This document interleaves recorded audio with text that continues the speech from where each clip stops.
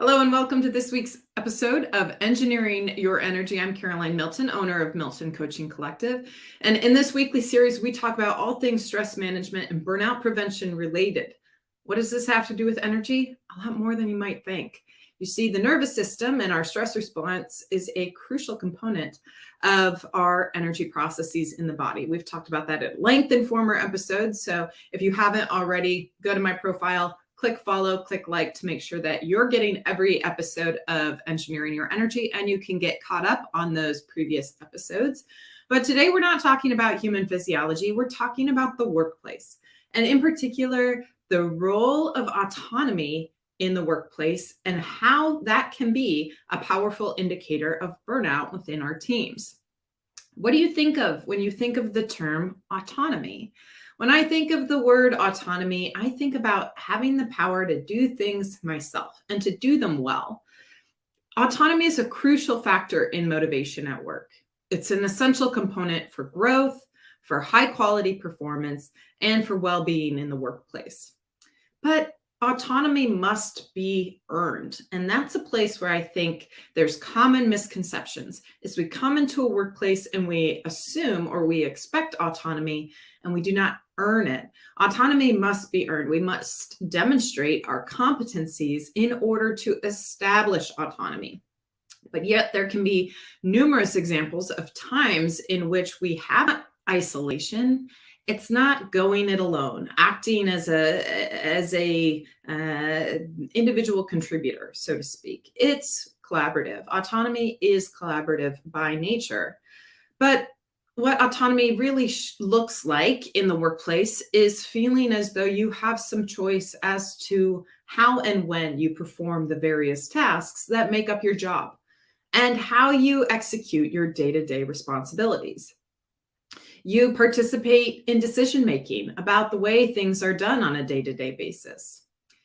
You take initiative and make decisions about your work. That's what autonomy looks like.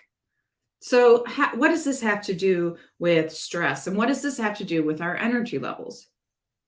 Well, when we have a lack of autonomy, a chronic lack of autonomy, right? So we've gotten ourselves to a place where we should have earned autonomy in our workplace setting, but we're not receiving that autonomy. We feel like we're constantly under scrutiny. We're constantly being watched, and there's a perceived lack of trust. Well, this manifests as a fear response. One of our basic needs is security, that's safety. We need to feel safe. And oftentimes work is a safety component for our lives, right? It provides us income that allows us to stay safe, to provide shelter, to provide food that we need. So when we feel or perceive a threat against our income, against that stability, it manifests as chronic stress. Now, chronic stress is any type of stressor that lasts for long periods of time. And in the situations where we have chronic stress, it impedes our natural performance levels. It's a undercut to our productivity. It impairs our memory. It can cause a myriad of health-related issues. In fact, chronic stress is contributing to up to 80% of our medical care costs nationwide. Chronic stress also, when it activates in the nervous system, diminishes our energy level and our productivity level because our energy metabolism has been impaired and impacted by the presence of stressors. This happens in the body and it happens in the brain. Put it plainly, when your employees have a perceived lack of autonomy, it's actually impacting in a negative way their productivity, their creativity, their ability to meet deadlines. So working together to establish autonomy can improve the performance of your team overall.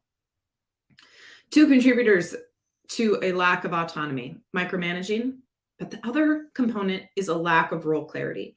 And I'm seeing this more and more. As we reorg within the organization, people are assuming new responsibilities, or perhaps you've had some retention issues. And so members of your team are taking on a temporary larger burden. And then that muddies the water of what is my role? What is my role expectation? We need to work to establish as much role clarity as possible within the workplace to allow people to function well in autonomy. A lack of that role clarity can really make autonomy challenging. So, how can you perceive or understand perhaps your team members' perception of autonomy? Well, I have 4 questions that you can ask. You can do this in a quiz format. You can filter them into different conversations. But these are the questions to ask yourself and to have your team members ask themselves as well. Number 1, I have the necessary skills and support to improve my day-to-day work. Number 2, I have a say in the way that my daily work is finished and completed. Number 3, I feel like I have some choice in how I execute my day-to-day responsibilities. And number 4, I am part of the decision-making process that impacts my day-to-day work and impacts my career. So those are the 4 questions to ask to really understand, is a lack of autonomy something we need to be addressing with individual contributors on our team or with the team overall? How can we strive for greater role clarity? How can we build trust? How can we continue to upskill our employees so that they can earn that autonomy and then thrive within our teams? That's it for this week's episode of Engineering Your Energy. Again, I'm Caroline Milton. Every Thursday, I come live here on LinkedIn. I'm also casting to YouTube and Facebook, so you might be watching me on a different platform. But I'm talking about all things stress management and burnout prevention related. You can follow me, or you can follow my hashtag #TransformingTired, to make sure that you stay up to date on all of my content. I'm passionate about these topics. I'm passionate about employee retention within our organization and helping women especially achieve success within their careers. So if you feel like these are areas of opportunity for your workplace, please reach out to me and we can schedule a complimentary consultation to see whether or not training, workshops, or coaching might be ideal for you and your organization. I will see you next week. And until then, be safe.